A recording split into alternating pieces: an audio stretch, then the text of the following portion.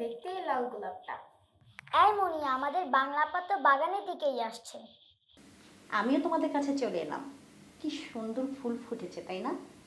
দেখেছো? দেখো কত রঙের ফুল ফুটেছে, জি আপা, দেখেছি। কত সুন্দর লাগছে। আসলে আমাদের এ দেশটা অনেক সুন্দর। অপার সৌন্দর্য মহিমা নিয়ে 6টি ঋতু আসে আমাদের দেশে। সব কিছু নিয়ে আমাদের দেশটা অপরূপ। এদেশে জন্মে আমরা ধন্য। কিন্তু পাকিস্তানিরা এদেশকে কেড়ে নিতে চেয়েছিল। আমরা প্রাণপণ লড়াই করে এদেশকে স্বাধীন করেছি। তোমাদের বাংলা বইতে আমরা অনেক কিছু জেনেছি, তাই না? বাংলা বইয়ে এরকম একটা গল্প আছে, আমরা দুদিন ধরে সেই গল্পটি পড়ছি। গল্পটির নাম বলো তো? ঠিক বলেছ, মুক্তিযুদ্ধের একটি সোনালী পাতা। আমরা এখন ক্লাসে যাই। তোমরা ঝটপট তোমাদের বাংলা বইটা খুলে ফেলো।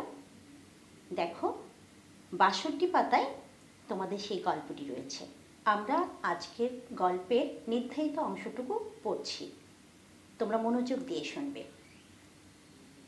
পিছু হটে গেলে শত্রুরা সহজেই গ্রামটি ধ্বংস করবে। এতে ঘরবাড়ি পড়বে, অনেক মানুষ মরবে। তা তো হতে দেওয়া যায় না।